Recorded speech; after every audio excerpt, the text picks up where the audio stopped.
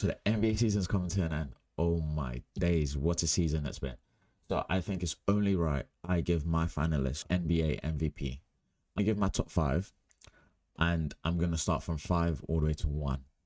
And this is completely my bias. I'll give some reason as to why I'm ranking these players where I'm ranking them, but ultimately it's just what I think in terms of what they've done throughout the season. If you disagree or anything, just let me know in the comment section. That'll be beautiful. If not, then it's nice to know everyone kind of agrees with me. So yeah, perfect. At number five, I have Jaylen Brown and Cade Cunningham. Now I know everyone's like, I think towards the late end of the season, everyone's kind of either gone towards the Jaylen Brown wave and been like, yeah, he's definitely MVP. And I think towards January, everyone also liked Cade a little bit more. I think for me, it's just both their stats are kind of similar and in line with what type of plays we expect. But when you look at the way the roster is constructed, they're kind of catered to win in the regular season a lot as well, because the amount of threes they get off and things like that. But then when you also look at Detroit Pistons, they're just a really good team without Cade. I don't think they'll be where they are without Cade now, but without Cade, they are 9-3 without him. Boston are actually 7-1 without Jaylen Brown. So I think those two players, it's only fair you give them like a fair nod. Like Jaylen Brown's stats are really good this year. They're 28.6, so let's give him 29 a game, 7 rebounds and 5 assists out of 57 or 58% field goal percentage. Like, that's crazy. Like, I think Cade as well. Cade's actually had a pretty decent season as well. 25 points a game, 5.6 rebounds, 9.9 assists a game, basically 10 assists a game of 46% field goal percentage. That is crazy. Both of them, like, I can't give you a solid reason why one should be ahead of the other.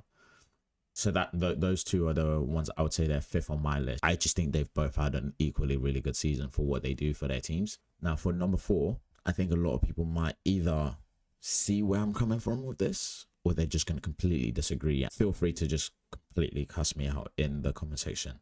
But for me, number four has to be Nikola Jokic. Now I have to say, I get it. He's averaging a triple-double. Like, those numbers alone just stand out to you. They just scream MVP. They just scream, I'm performing at an incredibly high level. There's nothing you can do about it, right? But then when you look at Denver's standing, especially since he came back from his injury, they just haven't done anything. They really haven't moved the needle as much as people thought they would. Like, they've got their full team now, and it's like, he's got Jamal Murray, he's got Aaron Gordon. Just watching Jokic play sometimes is very frustrating, especially when he's the biggest guy on the court and you just expect him to go down in the paint and just dominate the game. I think that game I literally watched him, and it was only him. Hartenstein didn't play, Chet didn't play. I just thought that was crazy. At the end of the game, his stats were good. Just watching the overall performance, the way he played, the way he didn't assert himself, like Aaron Gordon came out the gates dominating them in the paint. And I know teams aren't going to guard Aaron Gordon the same way they're going to guard Nikola Jokic. Like, it's completely two different players, which allows Aaron Gordon to dominate in the paint.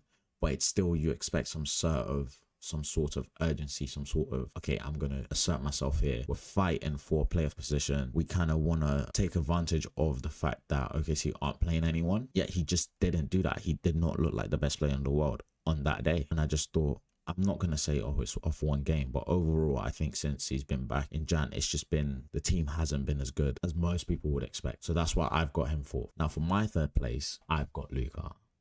Now, I actually think this is a fair assessment of someone's MVP case, because the Lakers started the season really well. They had a really good record and everyone was like, okay, cool, this team's decent. Then they had a stint where they were basically 500 or below, and everyone was just like, the Lakers suck. They're not good. They can't defend. They can't do this. And I think from that point to then switch it around to now have the season that you're having, especially with the Lakers and like him as well, going from such a high scoring start to the season to then going to like not even mediocre, but dropping off a little bit. Us being able to see that considerable drop off, him going cold from three, cold from the two as well at points, and then now all of a sudden he's just had a surge of crazy game. Last 10 games, it's like 39.7 points a game. It's insane. For the season, he's averaging 33.7 points, 47% from the field goal, and 36.6% from 3-point range. Like, he's actually having an insane season, and I think a lot of people just overlooking that, especially the way they've just stepped up, and now they're finishing the season strong. Like, they're third in the Western Conference. They're gonna finish third because they've got the tiebreaker against the Nuggets, Timberwolves, and the Rockets. But I just think there's no way you can't say he's not not third in the MVP race. I understand Jokic's numbers, but you look at Luka's numbers and you look at where Luka's team is. Some people would say the Denver Nuggets are better than the Lakers. Saying Ayton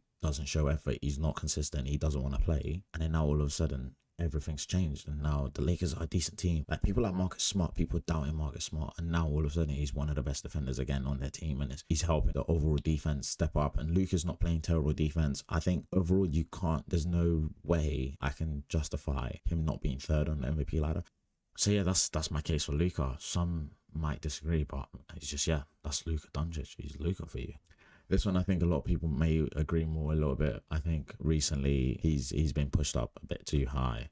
The hype on Wemby is justified. Like, I completely get it. Like, I'm not going to be like, no, Wemby this. No, Wemby is amazing. Like, he's actually insane. And I just keep thinking that, like, how is someone so tall, so agile? He's just so coordinated for someone his height. And it just doesn't make sense. Like, his ability to change directions, his ability to jump. Yeah, I don't get it. Like, averaging 24, 11 and 3. No one thought the Spurs were going to be this good. I really like the Spurs roster. De'Aaron Fox, Castle and Vassell, they're really good additions for to be by Wemby. They're guards who will play defense, who will press up. Like, Wemby can close a game as well. He's showing that he can close games. He's had moments where he's kind of gone on stretches to finish out and close a game. But then I also think De'Aaron Fox is a nice little addition to actually be like, okay, you're the ball handler, you're the decision maker to close these games, especially in the playoffs if Hustle and Vassell are kind of struggling a little bit with the pressure. But overall, this team this season, they're 2 games behind the Thunder. Like, I have them second purely because of the fact that we all know who I'm going to have one, but purely because of the fact that he had moments where he was injured. Not to say he hasn't done this the whole season, but Shai has just done it the whole season. That's my only reason for having him second. But yeah, MVP case is strong, man. I can't take anything away from that. Wemby he's that guy. I can't lie to you guys. He's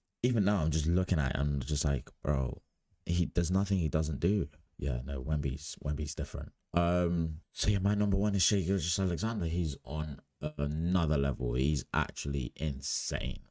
I don't know what to say. Consistency at its best. 31 a game, 4 rebounds, 6.5 assists, 55% field goal percentage. It's just insane. This season he's shooting 37.9%, basically 38% from 3.